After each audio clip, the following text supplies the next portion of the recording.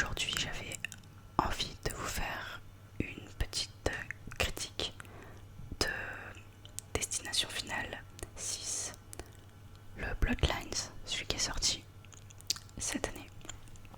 De toute façon, il n'y en a pas un qui sort tous les ans, hein. Celui-là, il est sorti cette année, mais le dernier, le tout dernier, avant celui-là qui est sorti, c'était, je crois, il y a plus de 10 ans. Ça devait être en 2011 ou un truc comme ça. Voilà. Alors, bon, pour accompagner mes petites, mes petits avis, je me suis pris des chips. Voilà. Parce que on est sur le thème. Voilà. On est sur le thème. Enfin, le thème. On est sur le thème du cinéma. Voilà. Donc ouais, je vais manger un petit peu, je vais voir. Alors, je me suis pris des chips à la moutarde. Voilà. Euh, donc ouais, j'ai regardé Destination Finale. C'était trop bien. Voilà, j'ai vraiment trop adoré. Alors, ce qu'il faut savoir déjà, c'est que j'adore les destinations finales. Je les ai tous vues. Quand, euh, quand j'avais 9 ans, alors attention, ne refaites surtout pas ça. D'accord. S'il y a des enfants qui regardent mes vidéos, je ne pense pas, mais s'il y en a, surtout ne regardez pas Destination Finale et ne regardez pas cette vidéo. Voilà. Donc oui, en fait, moi j'ai vu Destination Finale à 9 ans. C'est le premier que j'ai vu, c'était le numéro 1. Et ça m'a traumatisé. Voilà, directement. Donc en fait, je me souviens que j'étais avec ma mère. Et le pire, c'est qu'elle était en train de regarder ça tranquille. Elle matait tranquillement Destination Finale. Et moi, je regardais ça. Je voyais qu'il y avait écrit interdit au moins de 12 ans. Mais je regardais quand même. Et ma mère, rien à foutre, hein. Elle m'a laissé regarder. On a regardé au calme. Enfin, au calme, c'est quand même vraiment dégueulasse.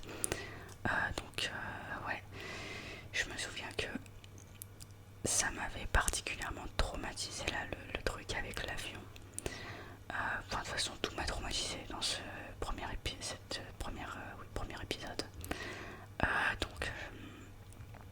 Donc ouais, en fait, j'ai regardé et ça m'a tellement traumatisé que pendant, je crois que ça a duré 6 mois, 1 an, j'étais paranoïaque. J'avais peur de tout.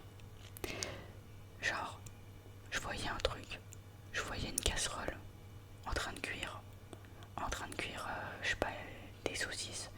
Et tout de suite, dans ma tête, je me disais, alors là, ça va flamber, il va y avoir du feu.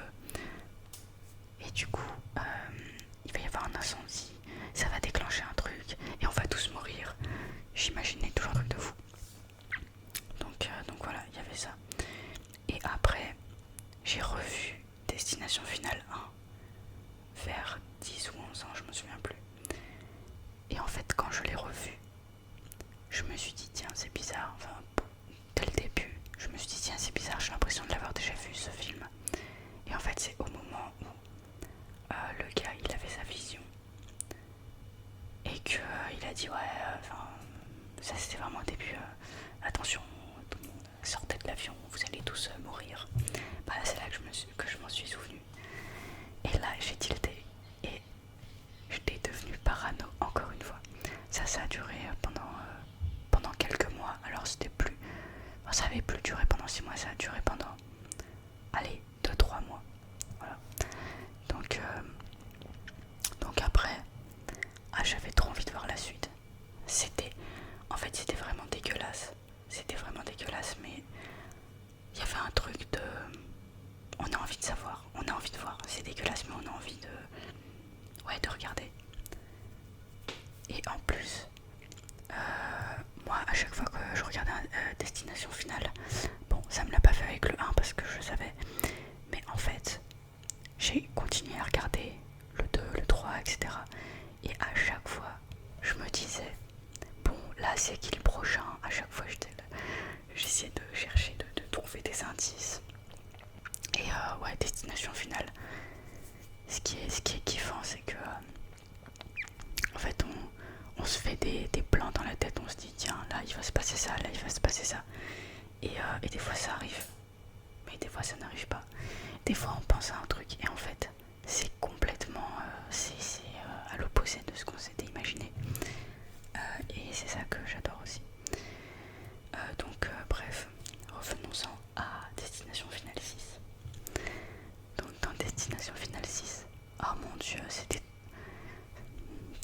trop, enfin, c'était trop bien.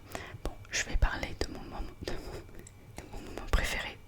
Voilà, donc la scène avec l'IRM. Cette scène, elle était exquise. Alors, quand on dit aux gens de ne surtout pas porter de pièces métalliques dans les IRM, et ben en fait, il suffit, voilà, si vous comprenez pas, regardez Destination Finale, vous allez comprendre pourquoi. Donc le mec, avec ses piercings, au total il a 1, 2, 3, 4. Il a 5 piercings le mec. Il a 5 piercings. Et la mort a mis... oui alors attention, je spoil, hein, voilà. Donc la mort a mis l'IRM en puissance maximale. Et lui il était dans la salle. Et en fait il s'est fait aspirer par les tétons, par ses tétons. Par les piercings qu'il avait ici, sur les oreilles, les tétons. Et en plus de ça, il y avait un énorme fauteuil roulant juste derrière lui. Et donc, je vous laisse imaginer ce que ça donne, voilà. La scène est vraiment hardcore. Mais putain, j'ai vraiment kiffé. Là j'ai pris mon pied. Bon, après, c'est vraiment abominable. Hein. Mais de toute façon, on sait que c'est du fake. Mais bref, ouais, donc ça j'ai trop aimé parce qu'en fait, j'avais vu les bandes annonces avec le mec qui s'était pris le piercing là, enfin qui s'était pris une espèce de chaîne dans le piercing. Et en fait, au début, on pensait qu'il allait se faire pendre ou un truc comme ça, ou qu'il allait se faire broyer, ou je sais pas, enfin bref, en fait, je savais pas. Je pensais que ça allait être la scène justement où il allait se faire tuer. Mais en fait, ils nous ont bien tissé le truc parce qu'en fait, on s'attendait à un truc et c'était pas du tout ça. Donc ouais, ça m'a bien fait rire.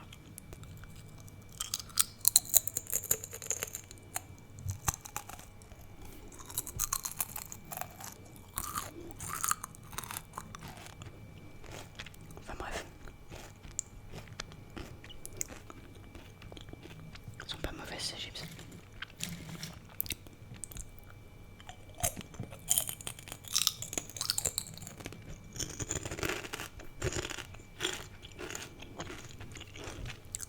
Deuxième moment que j'ai adoré. En fait, j'ai adoré tous les moments, voilà. Mais deuxième moment que j'ai particulièrement adoré, c'est quand le gosse là. Alors attention, je dis pas que comment dire,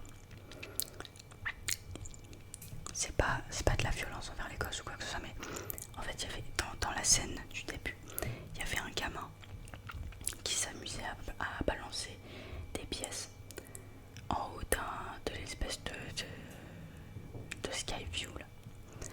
Voilà, et donc ça l'amusait. Et il y a un gars qui lui a dit ouais, fais pas ça, tu risques de tuer des passants.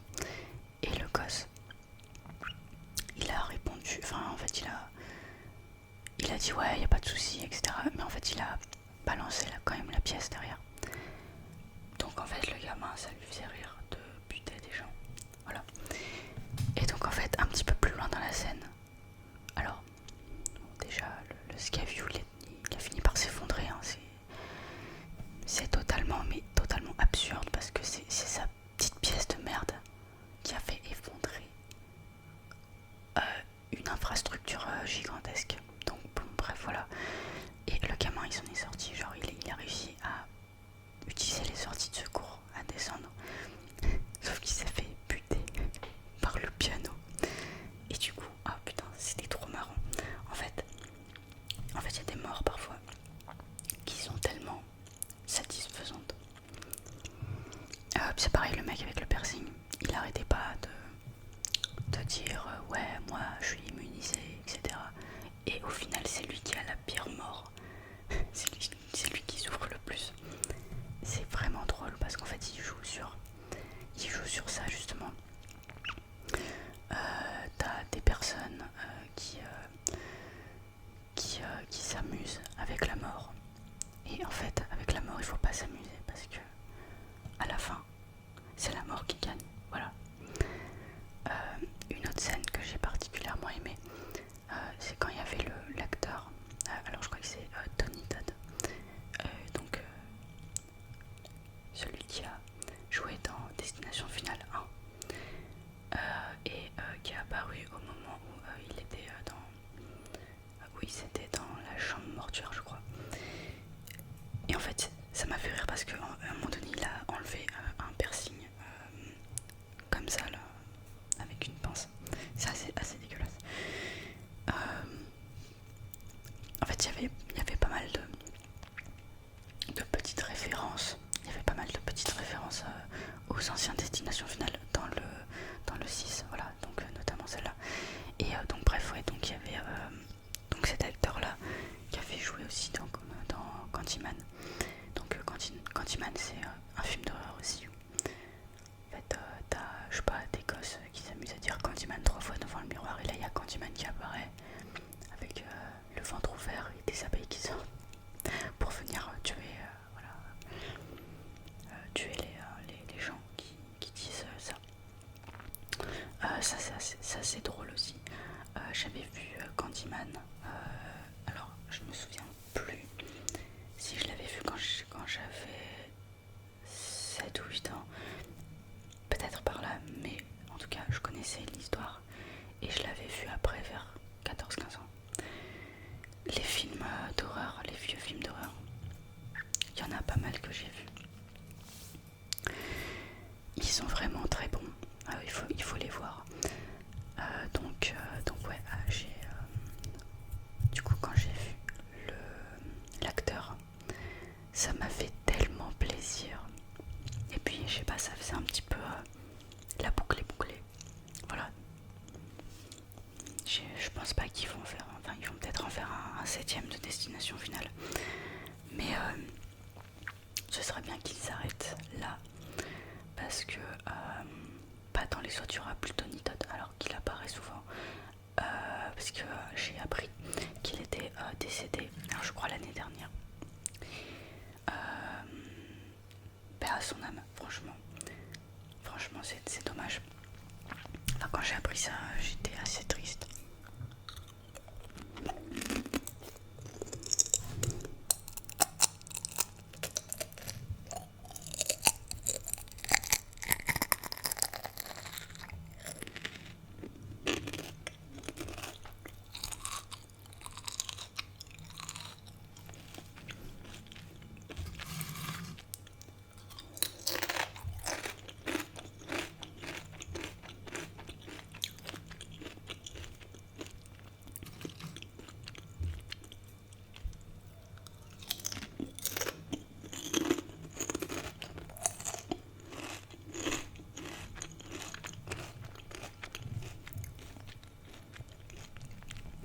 En tout cas, si jamais il décide de refaire un nouveau Destination Finale, un truc que je kifferais, ce serait qu'il fasse des Destinations Finales à des époques, genre il y a longtemps. Là, ils ont commencé au début à être dans un cadre immersif dans les années 60. Et j'ai kiffé. Ah, j'ai kiffé. J'aurais tellement aimé qu'ils en fassent un uniquement dans les années 60 par exemple. Ça serait tellement drôle, franchement, mais ça me ferait rire. Ou alors en faire un autre dans les années fin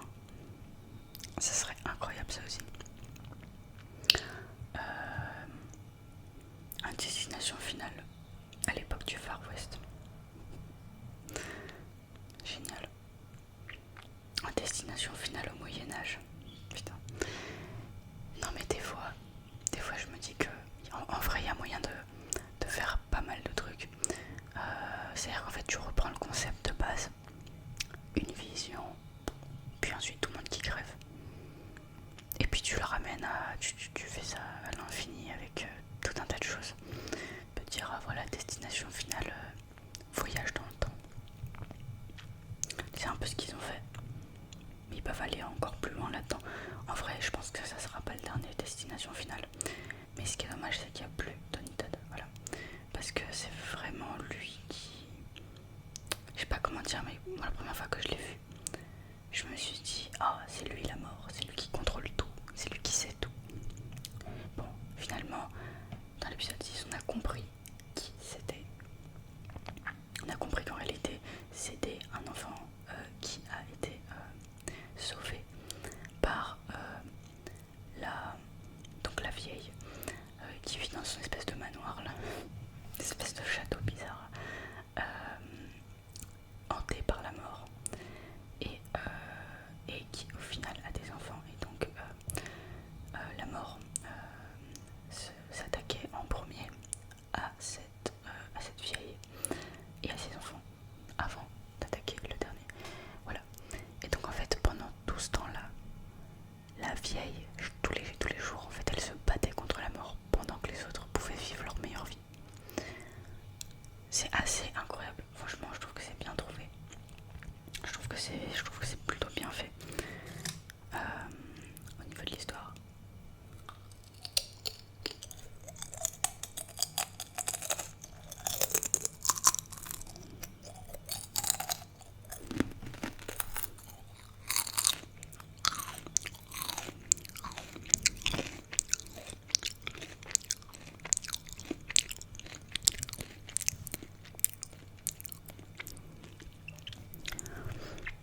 Que dire de plus?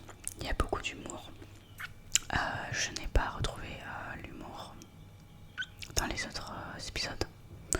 Alors des épisodes 1 à 5 sont assez dark. Ils sont même vraiment dark pour le coup, parce que chaque fois qu'il y a des morts, on a de la peine pour eux. Enfin, moi en tout cas j'avais de la peine pour eux.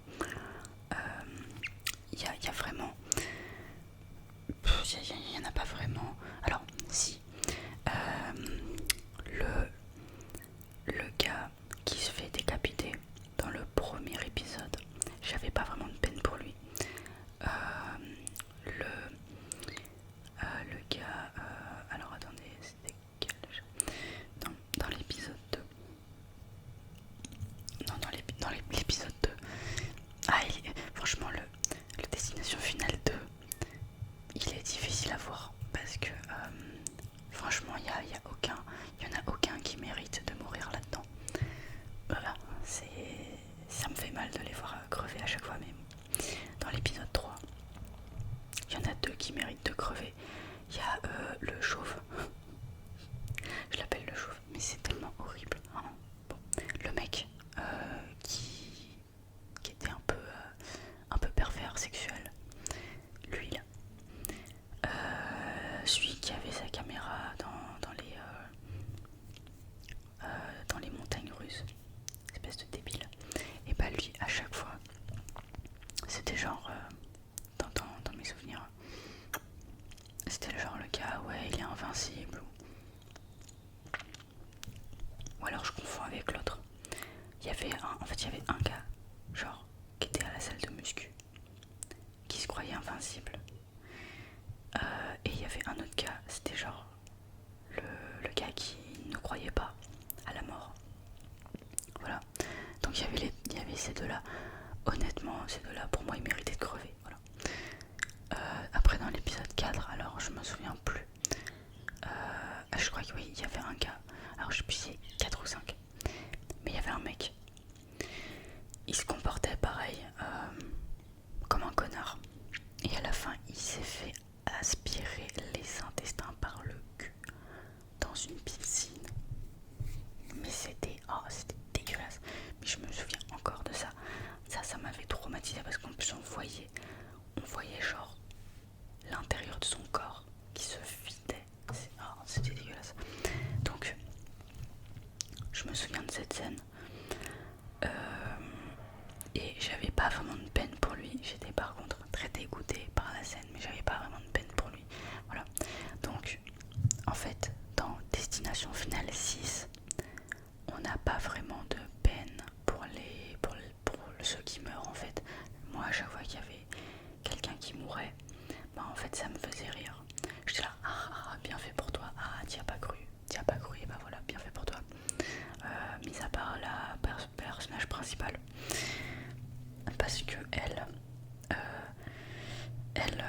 elle y croyait. Elle y croyait et elle a fait tout son possible pour essayer de sauver les autres. Voilà, elle a fait son maximum. Donc pour ce qui est de la mort de la personnage principale, je dirais que ça m'a quand même fait un truc. Mais après les autres, mais franchement j'attendais qu'une chose, j'attendais tout ce qui crève. Et ça m'a fait plaisir. Franchement c'est horrible à dire. Mais quand je les ai vus crever, j'étais trop contente. C'était un soulagement. Surtout le mec avec ses piercings.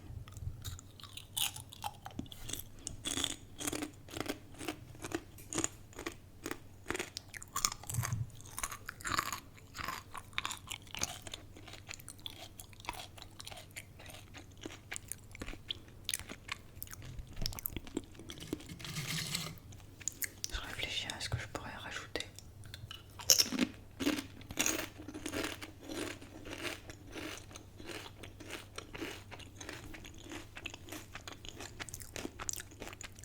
En fait, il y a trop de trucs à dire. Il y a une espèce de malédiction avec la pièce. Je sais pas, mais en fait, c'est trop drôle. Le gamin balance une pièce qui rebondit, qui arrive dans une espèce de conduite d'aération qui bouge un truc qui fait qu'une tour s'effondre. Plusieurs décennies plus tard, il y a toujours une pièce, il y a toujours une histoire avec une pièce et du genre à un moment donné il y a quelqu'un, je crois, qui se fait buter. Ouais, je crois que c'était un truc comme ça. Et genre, il y a une pièce qui tombe. Et il y a une vieille dans la rue qui récupère la pièce, qui ramasse la pièce.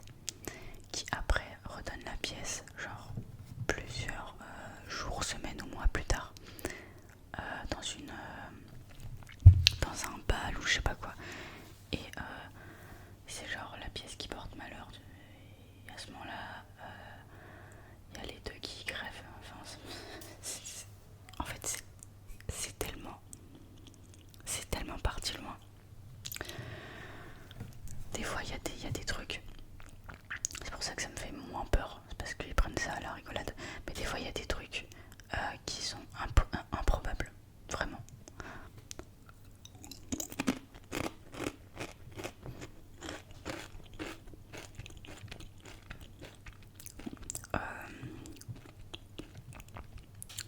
Il y a des trucs, mais je dis, mais c'est pas possible. La nana là, la nana qui fait son jogging. Genre, il y avait un truc qui était tombé d'un arbre qui a fait que les gens qui jouaient au foot ont dévié la balle pile au moment où la meuf courait. La meuf s'est pris la balle dans la tête. Et du coup, la force de la balle qu'elle s'est reçue dans la tête était suffisamment forte pour qu'elle réussisse à tomber dans une poubelle pile au moment, attention, pile au moment où le mec des poubelles est passé et où il a mis la poubelle où il y avait la meuf dedans dans la grande poubelle pour ensuite que la meuf se fasse écraser, alors que genre il y avait 3 personnes qui étaient en train de taper à la vitre du camion de poubelle pour dire attention, attention, il y a la meuf dans les poubelles. Et genre lui il voyait pas, il était sur Tinder en train de mettre de swiper toutes les meufs à droite en train d'écouter de la musique à fond. Et genre il voyait pas. Ça n'arrive jamais dans la vraie vie. La tour qui s'effondre à cause d'une pièce, enfin la SKU qui s'effondre à cause d'une pièce, ça n'arrive jamais dans la vie en fait. Je veux dire, il y a des ingénieurs derrière qui ont fait tout un tas d'études pour que la tour elle reste droite, pour que justement il n'y ait aucun souci. Et tu vas me faire croire que juste parce qu'il y a un gamin qui a lancé une pièce qui a atterri au mauvais endroit, le truc va s'effondrer.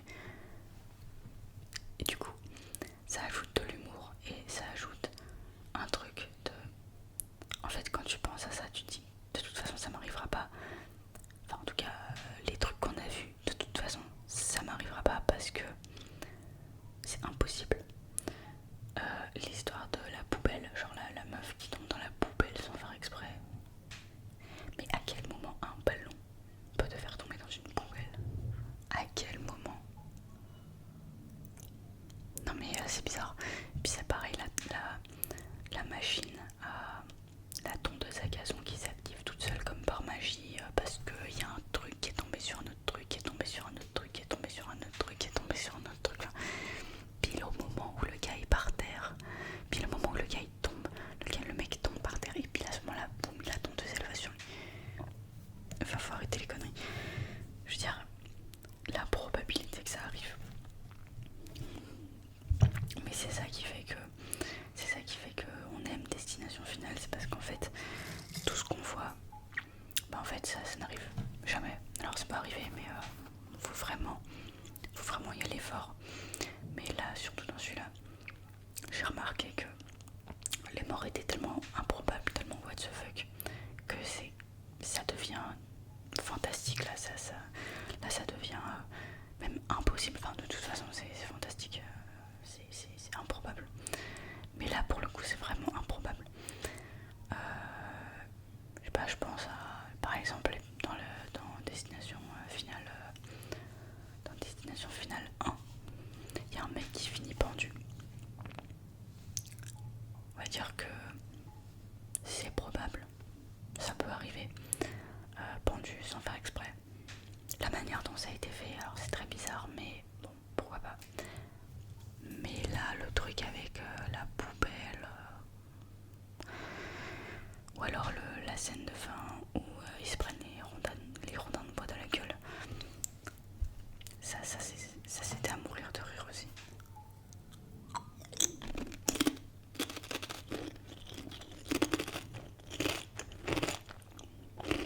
Même si c'était totalement improbable.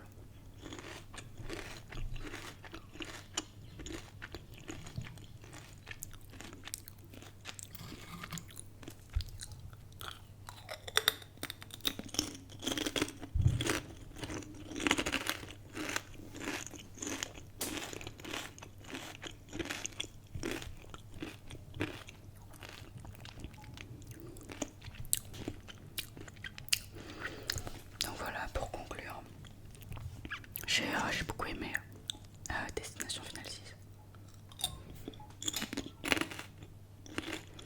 Je pense même que c'était mon préféré.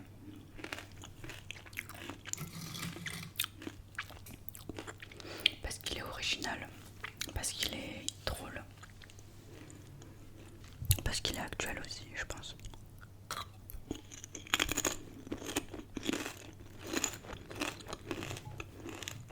Mais c'est plus parce que ça me parlait bien.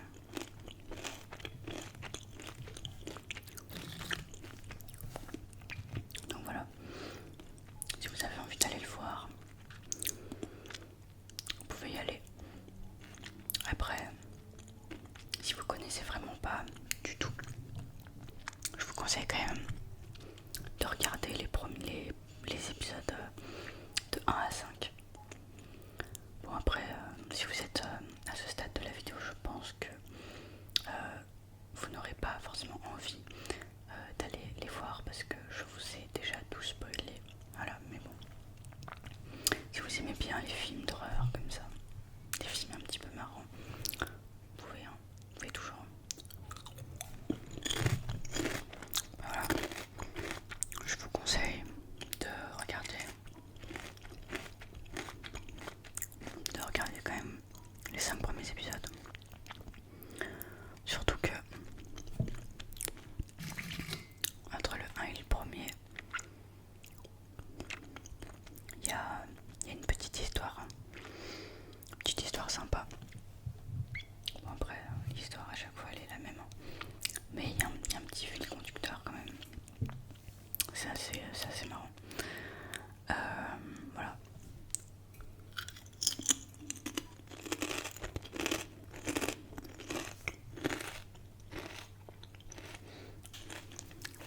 Je crois que le jour est en train de tomber. Très bien.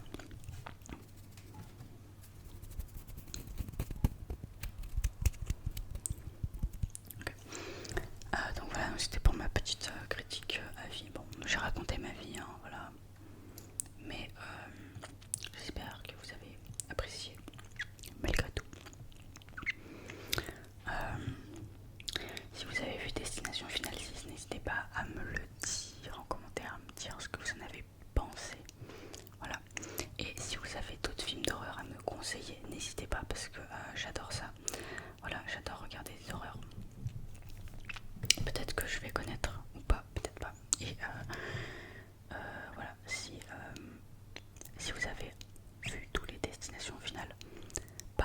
si vous avez apprécié, lequel vous avez préféré. Moi je dirais que c'est